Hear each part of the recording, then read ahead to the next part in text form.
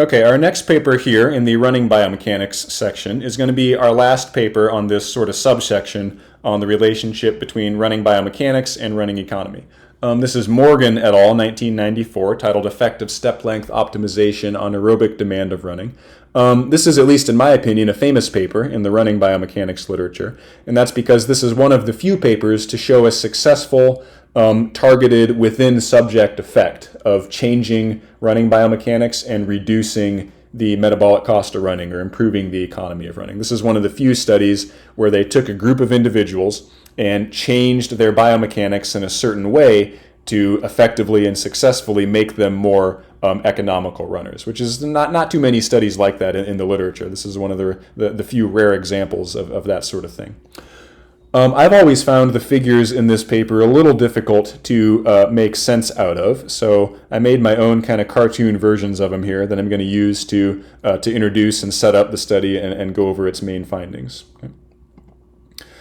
Now, suppose you have somebody running on a treadmill and it's set at some particular speed, and if you give that person no particular instructions, they'll naturally adopt some particular step rate that they're going to run at, right? They'll use some combination of step rate and step length to run at a certain speed. And just for review, that relationship, remember, is speed equals step length times step frequency. Okay.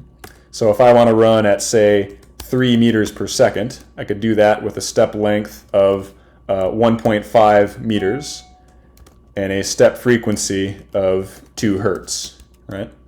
Or I could run at that same 3 meters per second with a step length of 1 meters and a step rate of 3 hertz, right? Both of those combinations there would give me a speed of 3 meters per second, right? This first one, with the 1.5 meter step length and the 2 hertz step frequency, this would be fairly long, relatively slow steps, right? So taking fairly long, fairly slow steps. This one down here with just 1 meter for the step length rather than 1.5 meters, this would be shorter, kind of choppier little steps. So taking shorter, quicker steps down here versus longer, slower steps up here. But both of those combinations of step length and step frequency would give me the same speed of 3 meters per second. So that's what we're looking at here, is somebody running on a treadmill at a variety of different imposed step rates, at different frequencies of stepping, so different numbers of steps per minute, all to run at the same speed. Okay. Now, if you were to measure somebody's metabolic cost, their calories per mile, for example, of running on a treadmill at a variety of step rates, you would typically see a relationship that looks something like this U-shaped curve here, where there'll be some particular step rate that minimizes the metabolic cost, and if you deviate from that step rate, whether it's faster, shorter steps, or whether it's slower, longer steps, in either of those cases, if you deviate from that theoretically energy optimal step rate, you will increase the metabolic cost, no matter if it's an increase in step rate or a decrease in step rate. Both of those things that deviate from that optimal step rate will increase the metabolic cost of running. Okay? And most people, if you throw them on a treadmill and test them at a bunch of step rates at some particular speed, will show a relationship that roughly looks like this U-shaped curve where there exists an energetically optimal step rate for them. Okay?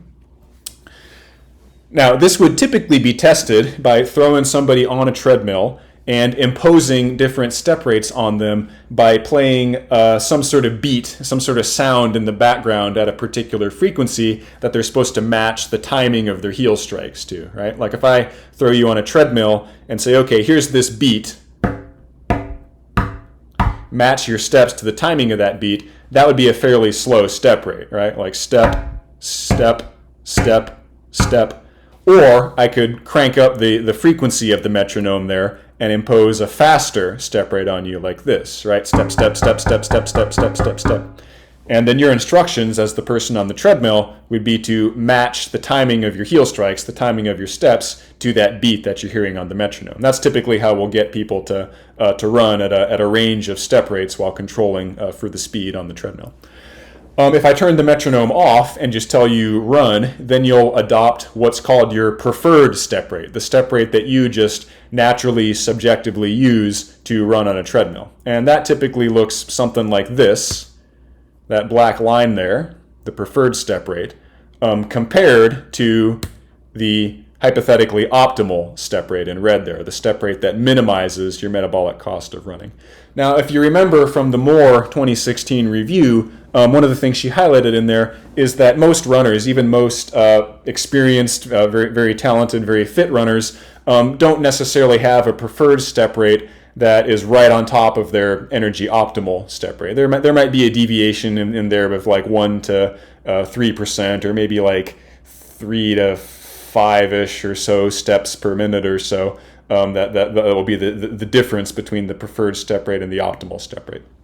And for people like that are just like a few percentages deviation between their preferred step rate and their theoretically optimal step rate, if you train them to run at their optimal step rate, like if you get this person to increase their step rate by like 5 steps per minute, often that will not meaningfully reduce the metabolic cost. It might change it a little bit, but it might be really hard to measure it accurately enough to really see that, yeah, this has reduced the metabolic cost. So if somebody's like a really skilled, really experienced runner, typically their preferred step rate is really close to their optimal step rate, even if it's not right on top of it. But you will sometimes see some runners, even some really experienced runners, whose preferred step rate deviates quite a bit from their optimal step rate. Like they might be more like 15 to 20 steps per minute away from their hypothetically optimal step rate. And would we be able to take those folks and train them to instead run at this faster and theoretically better, at least in terms of metabolic cost step rate? Would we be able to get them to naturally adopt that through some training as their preferred step rate and benefit their running there by improving their economy, by reducing their metabolic cost? That's what they were trying to do in this Morgan study. Identify runners who are quote-unquote overstriders, runners whose stride length is a little too long, and from that their stride frequency a little too slow, and train them to run with a faster stride frequency, and through that see if it will indeed reduce their metabolic cost, if they can shift the preferred stride frequency over to the hypothetically optimal stride frequency. Here they had a group of 45 runners, so pretty large sample here.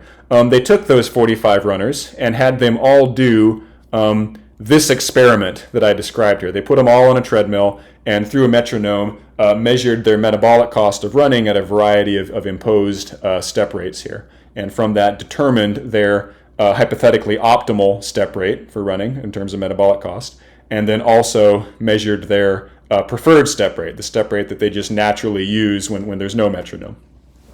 From those 45 runners, they then extracted 9 of them who were the ones who did the experiment, and these were the individuals who were the greatest overstriders in the study. 9 subjects who I think had deviations between their optimal step rate and their preferred step rate of greater than 10% or something like that, which is a pretty substantial deviation here. If you were to hop on a treadmill and change your step rate by 10%, 15%, this would be very noticeable. It's a very large change in step rate. It's something you can definitely notice and feel. So they took those 9 runners who were defined as overstriders and put them on a treadmill training program. They ran, you can see here, the runners completed 15 treadmill training sessions, 30 minutes per day, 5 days a week, 3 times or over 3 weeks. And on those sessions, just training them through the use of a metronome to run not at their slower preferred step rate, but at this faster optimal step rate. Okay? So just running on the treadmill with that beat playing in the background, trying to train you to run with slightly quicker, slightly shorter steps than what you might naturally use and what might naturally feel comfortable. Did that for 3 weeks, and then brought the runners back into the lab and remeasured their preferred step rate. Here they call it their freely chosen step length, but really it's the preferred step rate, the preferred frequency at which you take steps. They found that after the 3 weeks of training, the runners were able to shift their preferred step rate. So the step rate that they naturally, subjectively chose to run on the treadmill without, in the absence of the metronome, shifted from this slower one up towards the direction of this optimal step rate that they measured in the first experiment they did on those same subjects. Now, they didn't necessarily always shift like directly on to that optimum. Sometimes they were a little short, sometimes they were a little long, but they all shifted in that direction, and they all measurably reduced their metabolic cost of running. So improved, or at least in a statistical sense, improved their running economy by shifting their step rate here. And so I think this is a really cool, really interesting finding, because they weren't just throwing them back up on the treadmill and playing the metronome and say, okay, run at this optimal step rate. They were training them to now naturally use that step rate. Now when they put them on the treadmill after the training, that was their new preferred step rate. That one that was the optimal step rate they didn't used to use had become the one that now they naturally use when you don't give them any special instructions and just say, hey, run on this treadmill. So pretty simple, pretty short, just a few weeks training protocol that meaningfully shifted the preferred step rate and meaningfully reduced the metabolic cost of running. So the corollary for this, or kind of the side story is that you'll often see, especially in like popular press stories on running, this notion of taking 180 steps per minute, and that you'll often get the impression that like everybody should try to take 180 steps per minute when they're out running. That number comes from some observations and some measurements taken, and I forget which Olympics exactly. I think it was one of the Olympics in the 1970s or the 1980s, where they were looking at step rates used in the Olympic finals for the men and for the women in like the 5K and the 10K, which are at that level, those are pretty fast races. Those people are moving at pretty fast speeds in those races. And so from that, they found that on average, those Olympians were running at about 180 steps per minute.